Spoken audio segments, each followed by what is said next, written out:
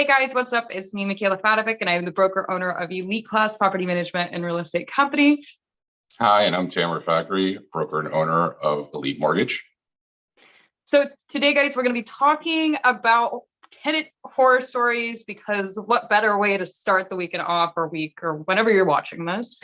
But I'm going to let Tamara go first because he probably has one of the most interesting ones yet. Hi guys, please remember to like, subscribe, and hit the bell icon for notifications. So Tamara, please share. Ooh, yeah, interesting is a good word for it. So have dealt with a tenant dying in one of my units, not through natural causes. So that was an interesting one. Yeah, unfortunately, it was believed to be a drug overdose. Yeah, so that's definitely it. That was a first for me, and thank God an only. I haven't had to deal with it since. But yeah, the tenant was found deceased in the unit. It's interesting because all of a sudden it turns into a bigger issue than you would think about, legal issues. The cops have to come in, they have to do investigations, they have to basically confiscate the unit. You're not able to go in for a while.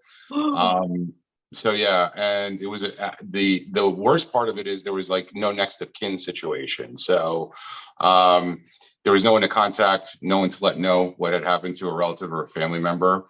Wow. But basically the police had the apartment under wraps for about 2 weeks. Okay, By the time what's that? That's not too bad. It's not too bad, but it's kind of like it definitely caused a vibe of an issue in the building with the other tenants. I mean, naturally, yeah. I mean, how long was that? How long did you go not knowing that they weren't, or they weren't dead?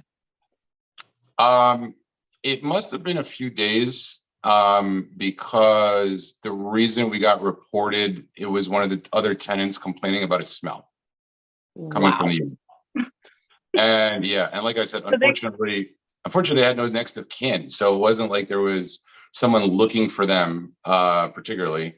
And I mean, they worked, they had a job, but it's not like their job had contact with us as owners or management companies. So yeah, so it was a few days that they were deceased by the time, the cops got in. And obviously from that point, we had to do a massively thorough, deep cleaning of the whole unit. And oh my gosh, we had to try to find next of kin to try to dispose of their personal items first.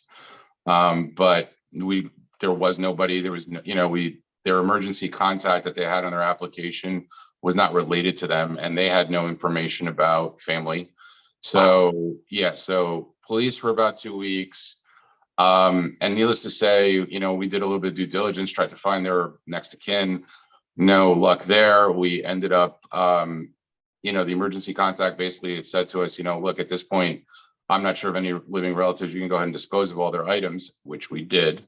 And then so there was a clean out period, and then there was a clean up period of the unit.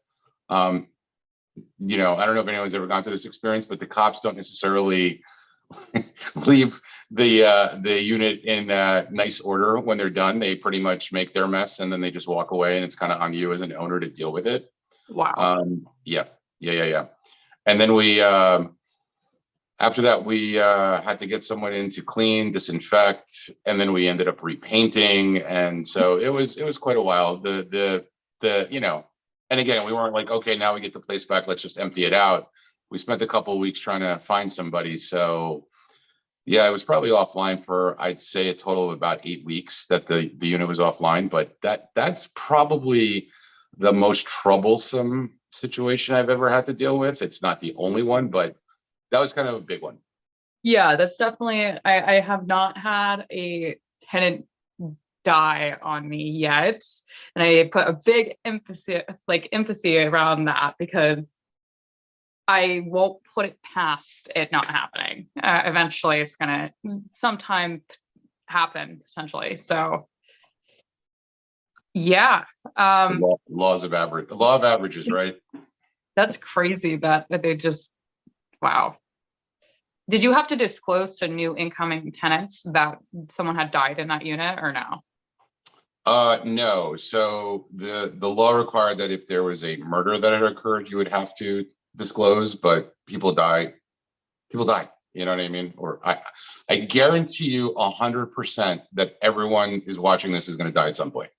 So wow, no way. That's like the one guarantee we could actually give you guys. What about you? What's been your most interesting one to deal with so far? I've had a few and I'm trying to select which one I should go after.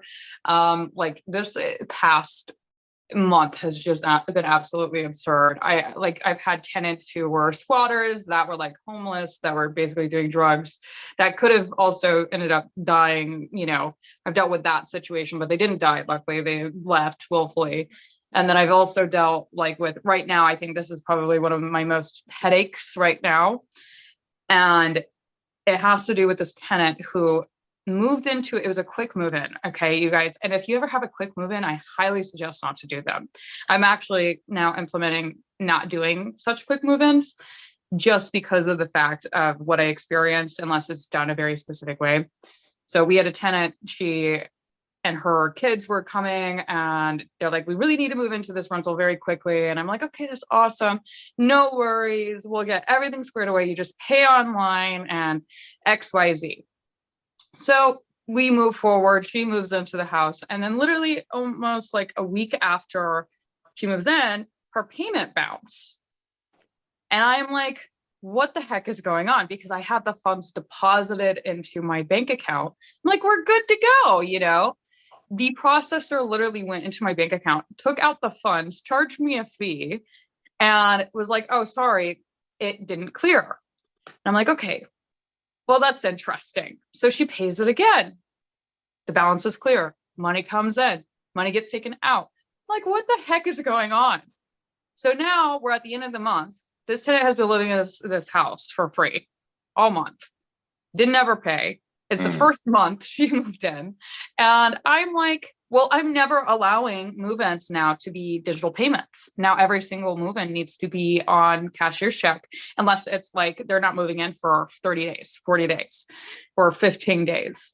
So yeah, we now have to evict her. She completely just started ignoring us because she's just kind of like, that sucks. That's your problem, not ours, you know? So now we have to go through the entire eviction process with her. And I mean, I know it's not like as interesting as yours, but it goes to show that you should never let tenants pay digitally ever if they have to move in sooner than 15 days, because what can happen is the funds can get released to you and it can't come back out of your account. And I didn't know that was a thing. I've never heard of that. I've never experienced that. And like, I have a lot of units right now and it's just like, yeah. So I have another interesting one that happened, nowhere near as interesting as either of those, but I had a tenant one time, we had bought a building and we did a full gut rehab on this multi-unit. And once we came back online, we basically put it out for rent. And the first tenant in agreed to a lease of $1,900 a month. And then we struggled to start leasing up the remaining units because people were like, we love it, but it's, you know, and the area was turning, but it wasn't quite turned yet. It wasn't at that point, which is, you know, interesting because now I think that we've since sold that asset, but back in the day, by the time we were getting ready to sell, we were charging somewhere around $2,400 a month per unit. wow, that's crazy. And I've heard that since we've sold it, that the new owners have raised the rents again. But interestingly enough, when he found out that other people had moved in for $100 less a month than he had, he actually requested that he get his rent reduced. And we're like, sorry, bro, you signed a lease for a year. You know, you gotta wait till the end of the year. We'll see what happens. Well, yeah. Then there's the tenants that don't take care of the property. I love those. Yes. Or actively destroy your properties. Or That's scare off tenants, other tenants or potential tenants. Yeah, so had a great situation where we had tenants that we had to evict, and we did, and we literally got the cement down the toilet What? situation. Yeah, You got cement down your toilet? yeah, they put cement in all the toilets. You are kidding me. No, no, cement's down the toilets because they were that upset about getting evicted. And the reason they were getting evicted is, of course, they didn't pay for like 3 months, but kept battling and battling and battling, you know, because in New Jersey, these are New Jersey properties we own. Oh my gosh, this is Jersey? Yeah. That would be Jersey. Where did it happen? Yeah. Yeah. So New Jersey is very tenant friendly as opposed to landlord friendly. I know that. So it That's for takes sure. a while to get people evicted. And when they finally were realizing that there was no way they were going to be able to stay, cement down the toilets. This video is just meant to share our own horror stories with you. And of course, we're probably going to keep doing episodes of this as our own portfolios continue to expand. And we might even bring some more people in to share their own horror stories, because it does happen, and it is going to happen as an owner and as an investor or as a property manager. So take this just as, you know, a piece of our own stories to help you learn what people do. And I mean, if you guys have any horror stories that you want to share with us, please feel free to comment below. Me and Taylor would love to hear them, maybe even invite some of you guys with really, really special horror stories onto the Zoom with us. Oh, yeah. I'd love to hear what other people are dealing with. It makes me feel better. Follow us, guys. We really, really appreciate your continued support and anything at all. We look forward to speaking again with you and hearing from you guys soon. Peace. Bye.